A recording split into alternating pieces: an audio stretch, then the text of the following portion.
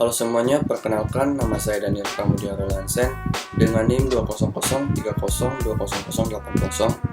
Saya dari kelas 1C semester 1, jurusan Administrasi Bisnis, Fakultas Ilmu Sosial dan Ilmu Politik, Universitas Nusa Cendana Kupang.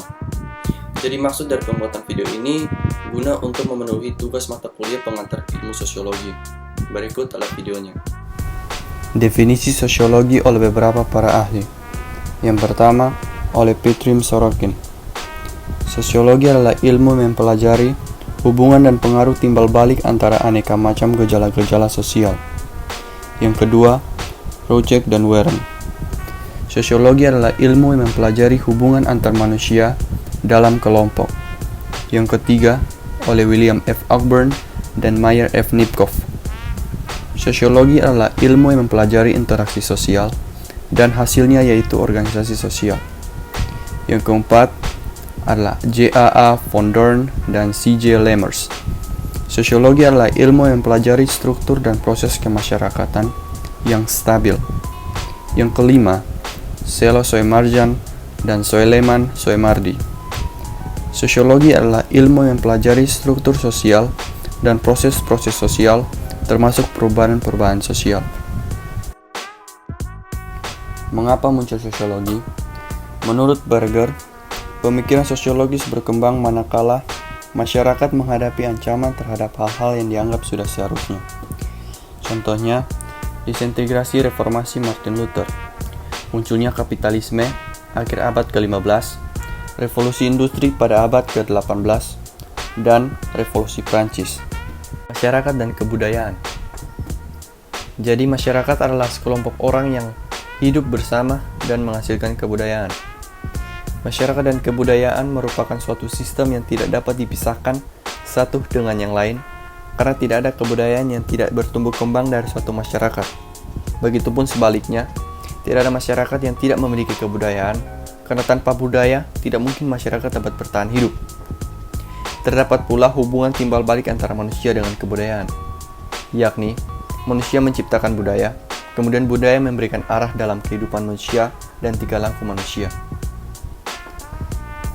Sudut pandang dari Melville Herkovitz, yang dimana dia adalah antropolog dari Amerika Serikat, yang memandang kebudayaan sebagai sesuatu yang bersifat superorganik, yang dimana kebudayaan tetap eksis meskipun anggota masyarakat penduduknya berganti-ganti atau lahir dan mati.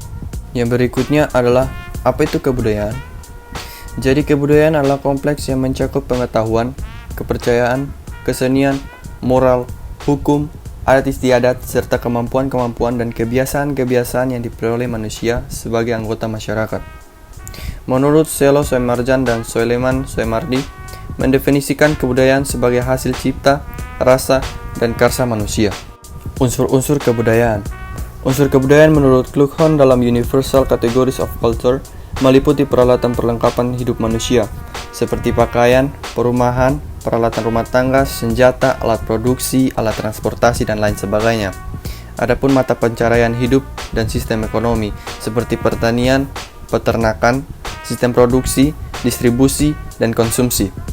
Adapun sistem kemasyarakatan seperti sistem kekerabatan, organisasi politik, sistem hukum, dan sistem perkawinan. Dalam sistem bahasa seperti lisan maupun tertulis. Dalam kesenian seperti seni rupa, seni tari, seni suara, seni gerak, dan lain sebagainya. Sistem pengetahuan religi seperti kepercayaan, agama, dan lain-lain. Kebudayaan terkait dengan hubungan antar manusia. Kebudayaan merupakan design for living atau blueprint for behavior yang menetapkan aturan mengenai apa yang harus, seharusnya, selayaknya dilakukan atau tidak dilakukan. Unsur normatif. Unsur normatif kebudayaan terdapat 3 unsur. Yang pertama, unsur penilaian, yaitu baik buruk, benar salah, menyenangkan dan tidak menyenangkan. Yang kedua, unsur perintah, boleh tidak boleh, perintah larangan. Yang ketiga, unsur kepercayaan, kepercayaan, upacara, dan ritual. Kebudayaan sebagai sistem. Norma kebudayaan menyangkut aturan yang harus diikuti bersifat normatif. Kebudayaan menentukan cara bertindak, cara berpikir, dan cara merasa yang dikenal dan diikuti secara umum oleh para anggota masyarakat. Klasifikasi norma masyarakat. William Graham Sandmer dalam bukunya yang berjudul Folkways mengklasifikasikan norma-norma masyarakat berdasarkan daya paksaan terhadap para anggota masyarakat. Yang pertama, folkways atau kebiasaan, yaitu cara yang lazim dan wajar serta dilakukan berulang-ulang dalam melakukan sesuatu oleh sekelompok orang. Sebagai contoh, berjabat tangan, cara makan, dan sebagainya. Yang kedua, mores atau kelakuan. Gagasan yang kuat tentang salah dan benar menuntut tindakan tertentu dalam melarang yang lain. Sebagai contoh, tabu orang Banyumas tidak boleh berpergian pada hari Sabtu Pahing. Yang ketiga, lembaga sosial atau social institution. Sebagai hubungan sosial yang terorganisasi yang mewujudkan nilai-nilai dan tata cara umum tertentu untuk memenuhi kebutuhan dasar masyarakat. Sebagai contoh, lembaga keluarga, agama, pemerintah, pendidikan, dan ekonomi. Hukum atau law, yaitu tata kelakuan yang terkodifikasi, sanksinya yang jelas. Sebagai contoh, Undang-Undang Kesehatan, Undang-Undang Perlindungan Anak. Yang terakhir, nilai atau value, yaitu gagasan tentang apakah pengalaman berarti atau tidak berarti. Sebagai contoh, nilai tentang virginitas dan perempuan yang ideal. Kebudayaan dan kepribadian. Setiap masyarakat memberikan pengalaman tertentu yang tidak diberikan masyarakat lain kepada para anggotanya. Timbul konfigurasi kepribadian yang khas dari para anggota masyarakat tersebut disebut model personality.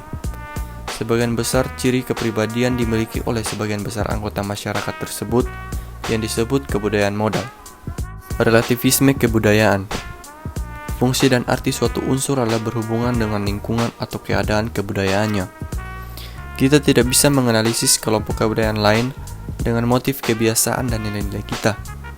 Sebagai contoh, masyarakat Indonesia hamil sebelum menikah adalah buruk, sementara bagi masyarakat Bontok di Filipina adalah hal yang baik, karena sebagai bukti bahwa wanita tersebut subur. Contoh yang kedua, bagi orang Madura, melakukan pembunuhan dalam carok adalah mulia karena membela harga diri dan kehormatan. Namun, menurut KUHP adalah kriminal. Anak belajar dari kehidupannya. Jika anak dibesarkan dengan celaan, dia belajar memaki. Jika anak dibesarkan dengan permusuhan, dia belajar berkelahi. Jika anak dibesarkan dengan cemoohan, dia belajar rendah diri. Jika anak dibesarkan dengan penghinaan, dia belajar menyesali diri. Tetapi jika anak dibesarkan dengan toleransi, dia belajar menahan diri.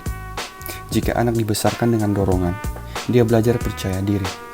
Jika anak dibesarkan dengan pujian, dia belajar menghargai. Jika anak dibesarkan dengan baik-baik perlakuan, dia belajar keadilan. Jika anak dibesarkan dengan dukungan, dia belajar menyenangkan dirinya. Jika anak dibesarkan dengan kasih sayang dan persahabatan, dia belajar menemukan cinta dalam kehidupan. Sosialisasi. Menurut Peter L. Berger, berbeda dengan makhluk lain yang seluruh perilakunya dikendalikan naluri atau insting, manusia tidak dibekali naluri yang lengkap. Manusia mengembangkan kebudayaan untuk mengisi kekosongan yang tidak diisi naluri. Kebudayaan harus dipelajari oleh setiap anggota baru masyarakat melalui sosialisasi.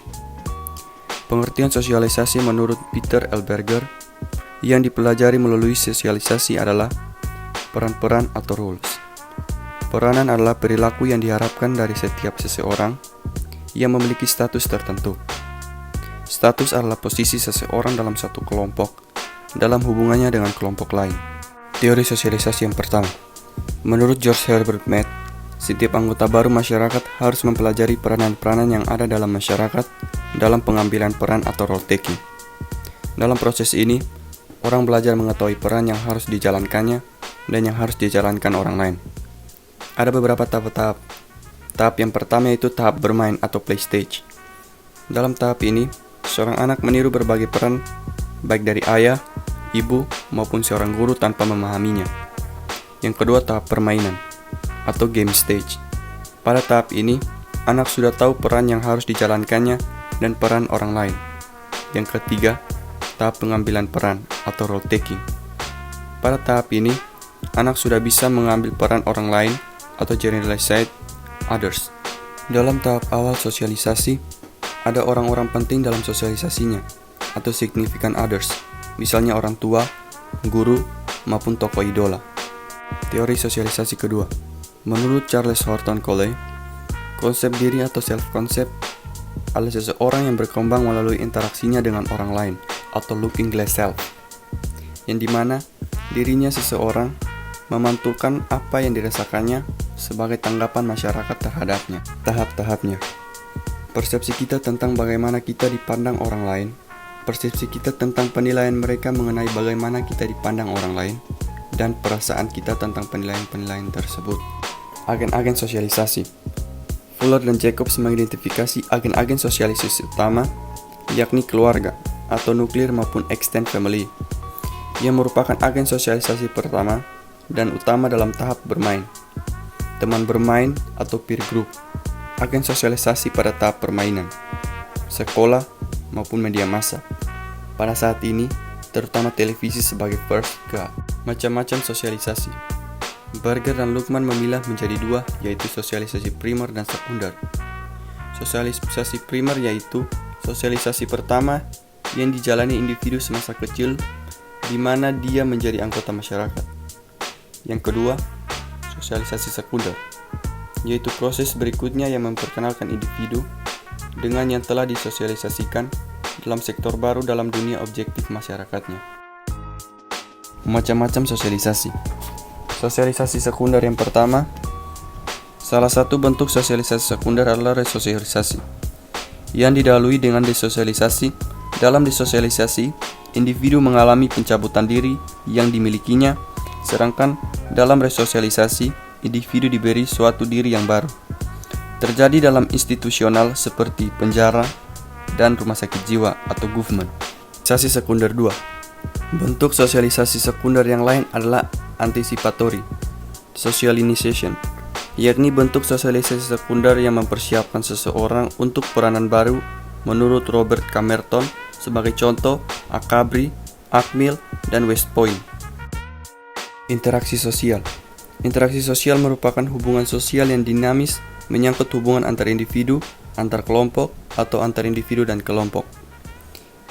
Interaksi sosial didasari oleh berbagai faktor, meliputi imitasi atau peniruan, sugesti atau pandangan individu yang terima orang lain, identifikasi atau kecenderungan dan keinginan seseorang untuk seperti orang lain, dan simpati atau ketertarikan seseorang pada pihak lain. Syarat interaksi sosial. Suatu interaksi sosial hanya memungkinkan terjadi apabila memenuhi dua syarat, yaitu ada kontak sosial dan ada kontak komunikasi. Bentuk interaksi sosial. Ada dua bentuk interaksi sosial. Yang pertama menurut Gilin. Gilin memilahnya menjadi proses asosiatif yang terbagi menjadi akomodasi, asimilasi, dan akulturasi. Proses disosiatif meliputi persaingan, pertikaian, atau konflik.